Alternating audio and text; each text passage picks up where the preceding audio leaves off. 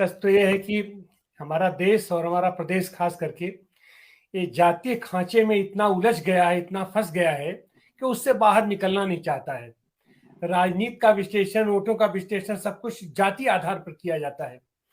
और जातियों के चलते भाई जाहिर सी बात है कि ओबीसी तबके के लोग ज्यादा हैं, हरिजन तबके के लोग ज्यादा हैं, सवर्ण लोग कम हैं। तो यहाँ क्या होता है कि एकाएक ये लोग आक्रामक हो जाते हैं सवर्णों के ऊपर, खास करके ब्राह्मणों के ऊपर आक्रामक होकर के सोचते हैं कि अपना जो सारा वोट हमको गोलिया के मिल जाएगा और हमको हो जाएगा।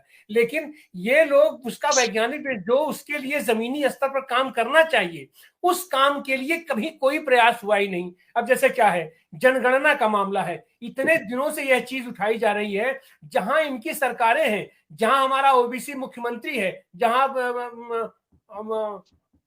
ओबीसी प्रधान लोगों की वो बहुलता है, वहां पर भी वो लोग जाति जनगणना नहीं करवा पा रहे हैं। और भारतीय जनता पार्टी तो फ्रॉम वेरी बिगनिंग, है कोई कहने की बात ही नहीं है कि भारतीय जनता पार्टी वो जो पिछड़े और जो दलित और इन सबों की विरोधी है। वह तो वीपी सिंह जैसा आदमी, वीपी सिंह, मैं कह रहा हूं, जोर देकर कह रहा हूं कि जिस कमीशन को कोई नहीं लागू करवा पाया था, जो कमीशन जो इधर से कूड़ेदान में पड़ा हुआ था, ठंडे बस्ते में पड़ा हुआ था, बीपी सिंह ने एक साहसिक कदम उठाया और उसको लागू करवाया। और नेता बनने के लिए तो तमाम पिछड़े जातियों के लोग सामने आ गए, लेकिन वो जो मंडल कमीशन जो उन्होंने लागू कराया, वह भी पूरी तरह लागू नहीं हुआ था। तो जो चीजें बची रह गई थी, उनको लागू करवाने के लिए हमारे पिछड़ी जातियों के लोग जो अपने सत्ता केंद्र में आए, उन्होंने उसका कोई काम नहीं किया।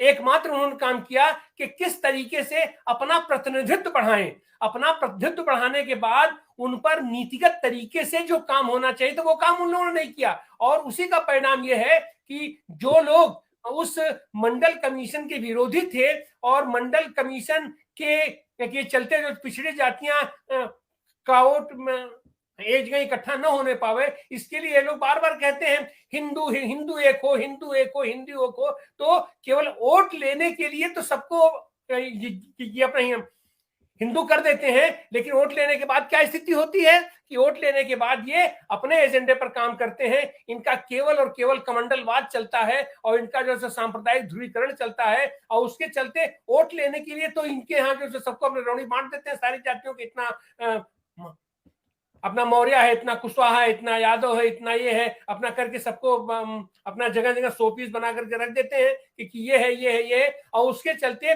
जब हम जाति आधारित राजनीति करेंगे, जाति केंद्रित राजनीति करेंगे, तो हमारे जाति का जो भी नेता सत्ता के करीब जाता हुआ दिखाई पड़ेगा, झुंड में लोग उसके पीछे भाग जाते हैं। और फल क्या होता है, जैसे क्या है, अपने केपी मौर्य को अपना मुख्यमंत्री बनाएंगे, मुख्यमंत्री बनाने का वो सामने सिंबल रख के सारे जो पिछड़ी जातियों का वोट ले लिया भाजपा ने, और अंतिम में उनको ठेंगा दिखा करके स्टूल पकड़ा दिया।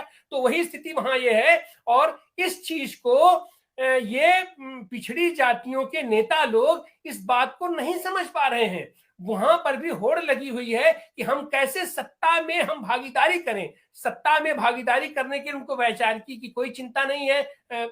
और जो सत्ता में भागीदारी जहां से भी मिल सकती है, अब जैसे हम अगर सीधे सीधे नाम लें तो अनुप्रिया पटेल, उनके पिताजी सोनेलाल पटेल, जिंदगी उनकी जो तो एकदम बीत गई समाजवाद के लिए, बहुजन के पक्ष में अपनी आवाज उठाने के लिए। और जिस पार्टी ने उसको डंडों से पीट पीट करके उनकी सारी हड्डियां तोड़ दी थी, उनकी लड़की आज की तारीख में सबसे बड़ी पैरोकार बनी है कमंडल की। और वो अभी फिर नाटक कर रहे हैं कि हम कोर्ट जाएंगे, हम सुप्रीम कोर्ट जाएंगे। अरे कोर्ट और सुप्रीम कोर्ट क्या, तुम सरकार में मंत्री हो, तुम कम से कम आवाज तो उठाओ अपनी सरकार के अंदर, अपने मंत्रिमंडल के अंदर, अपनी सरकार के अंदर। लेकिन वहां आवाज नहीं उठाएंगी। आवाज कहां उठाएंगी, तो साहब एक तो अपना स्टेटमेंट दे दी कि हम सुप्रीम कोर्ट जाएंगे।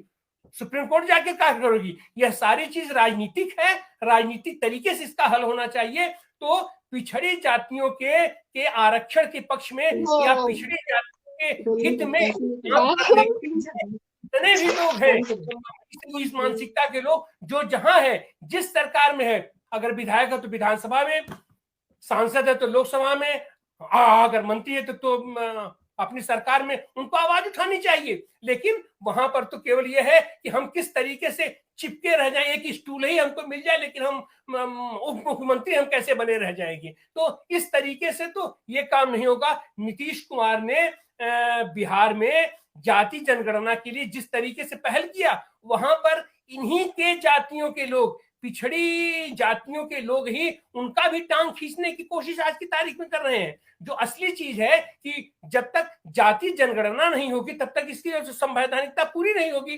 तो इसको लागू करने के लिए भी, मंडल कमीशन पूरी तरह लागू करने के लिए भी पिछड़ी जातियों को जनप्रतिनिधित्व, तो उसका एक मामला होता है, नौकरियों में है, ये समाज सेवा में है, आर्थिक विकास में है, राजनीतिक विकास में है, हर जगह होने के लिए जब तक आपकी संख्या नहीं सामने रहेगी तब तक कोई नीति कैसे बनेगी। तो आपकी संख्या न बनने पाए, आपकी संख्या न मालूम होने पाए, एक काम तो सरकार करेगी, और वह काम यह मंडलवादी सरकार विधिवत कर रही है, आराम से कर रही है। और हमारी पिछड़ी जातियों की ये राजनीति करने वाले लोग वो उस तरफ से एकदम किनारा कसी किए हुए हैं, उधर ये ध्यान नहीं दे पा रहे हैं। और केवल हम कोर्ट चले जाएंगे, कोर्ट भी तो उन्हीं का है।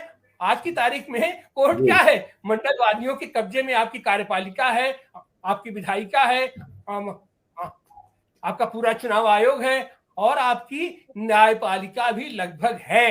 अब हम जो खाली अपने आप को दिलासा दें कि नहीं अब हम तो कोर्ट से लड़के फैसला लेंगे, ये सारी लड़ाई सड़क पर होनी होगी। और जिस तरीके का इच्छा शक्ति बीपी सिंह ने दिखाई थी, बीपी सिंह के पास थी, वह इच्छा शक्ति पिछड़ों के, गरीबों के, मजदूरों के हित में सोचने वाले जितने लोग हैं उन सब में जब तक वह इच्छा शक्ति नहीं होगी और केवल सत्ता संतुलन के लिए, सत्ता में सहभागिता के लिए अपने आंदोलन को ये जब तक ये लोग बेचते रहेंगे तब तक इन लोगों को कोई न्याय नहीं मिल पाएगा।